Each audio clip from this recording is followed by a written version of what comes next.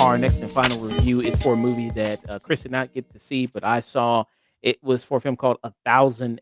1001, started by A.V. Rockwell. It's starring Tiana Taylor in this. She's pretty much the only pretty much recognizable name that you'll see in this movie. This was a smaller movie that came out. I heard a lot of great things about the film. I saw it also on a lot of best of lists, along with things that other things that we reviewed today, Naiad and Rustin. There, so finally get a chance to check it out. This is on Amazon Prime. You don't have to pay anything. You don't have to pay to watch it. It's just if you have Prime, you can just stream it and watch it there. Um, so yeah, so what is this movie about? So it's about Tiana Taylor and her son, who is Terry here, and he's in the foster care system. She takes him there and kind of is hiding out in a way, because she's like, hey, she took him without permission of the foster care system and is living with him and is trying to build a life with him there. And you see progressively of this movie because it takes place over the course of many years. It's like at first it's the late '90s, and then it comes to like the early 2000s there, and you see Terry, who starts off at 6, and then you see him as a teenager there, and you see the relationship develop between him and his mother, played by Tiana Taylor. Tiana Taylor plays Inez there. Really terrific performance from Tiana Taylor, who I've seen in a few things there. She's built a nice acting resume. I just saw her. She was in Book of Clarence there. She was in that movie. I've seen her also when she was in things like well, this was a terrible movie, but White Man Can't Jump. This is pretty bad. So that's all. Actually, last year she had White Man Can't Jump in this. So this kind of balanced out, like having a really great movie and then one of the worst movies. Like this actually kind of balanced out for her. But I think she works really well here, and seeing her kind of relationship with her son and developing that, I think is really terrific.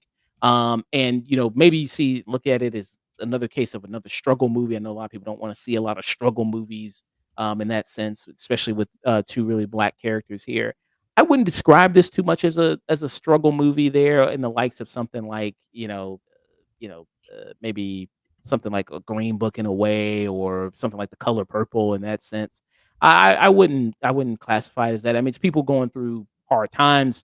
It's definitely people not in the best economic situation, and not in the best area. But I would say it's more of the adversity through that system there, and more brought to more of a better light there, than maybe in something like that, and doesn't feel as shameless, or not say Color Purple was shameless, but it's not so like, hey, look at this, look at poor black people. I think it handles the material a lot better than they might you see in something else. So I thought that was very much appreciated. And this is, her. I think this is A.V. Rockwell, her feature film debut for her, and I think it really works really well.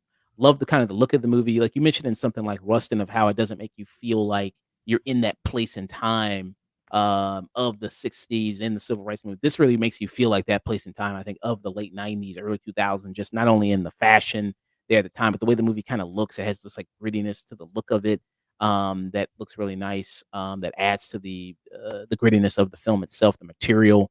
When you see kind of different versions of Terry kind of growing up, I thought that was really good and really well handled there. Especially because you see the oldest he gets here to be 17, who's played by Josiah Cross here. So that's mostly the version you'll see in this movie, is the 17-year-old version towards the end of the movie.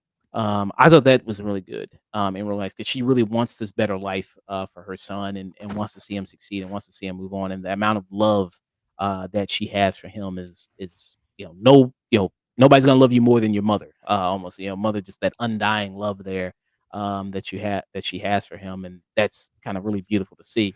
Um, it's mostly just the two of them, really, that you see, and then there's also another figure that comes in here who's the stepfather to Terry, who's a long term boyfriend and husband of Tiana Taylor, played by William Collette there, who comes in. He's mostly a small time actor. He's appeared in other various different things before. I think I saw him in Lovecraft Country before. He was one of the villains in Black Lightning for a long time too. I remember him in that one. But he does a really good job here too, with Tiana Taylor, I think, and they bounce off each other incredibly well. But yeah, you just see this automatic, connection that she has with, her son and the love there that is really great to see. I know you didn't get to see this movie, but from looking at the trailer a little bit, have you heard about this movie or seen anything about it? No, I didn't know this movie even existed until you mentioned that this was gonna be one of the reviews today, but, the little clips you're showing and the descriptions make it sound intriguing, like, alright, this seems like it could be, like, a nice little, like, quiet character study, like, I've been getting now that, like, I've so, like, broken away from the big movies, I'm, like, sort of trying to dive headfirst into, like, give me as many adult dramas as you possibly can, and this sounds like it could be, like, a pretty good one. Yeah. And the backdrop, New York City during that time, especially dealing with a lot of gentrification that kind of comes in here. Like there's, that's also another kind of plot point that comes in here of like, they have new landlords over their building, and then the landlords are really putting a lot of pressure on them to move out because it's a super old building and they have to make all these renovations to it. And they are just like, you know what, might as well just kick you out and just kind of remove you from the system there, instead of just trying to deal with the issues. So you have that. You have, I think, a lot of really great dialogue here between the characters that feel, arguments and battles that feel real.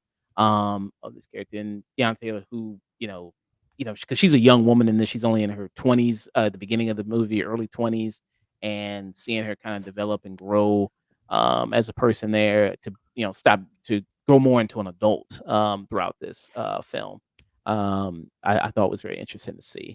So yeah, this was, I think, a good watch. I'm glad I watched it. Out of pretty much all the movies that we talked about today, out of 1001, I mean, out of like Naiad and then Rustin, I think this was probably the best one, that I've seen. And for that, I would kind of give it a higher tune in, for this.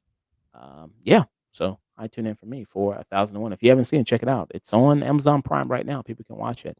After seeing this, after seeing a lot of the kind of the Oscar films now, I probably would have put Tiana Taylor in instead of Carrie Mulligan for Maestro. I would have put probably Tiana Taylor Mm. in, and then also took out maybe Annette Bening for Naiad, and then put in Greta Lee. But that's just me though. But yeah, so yeah, I very much liked 1001.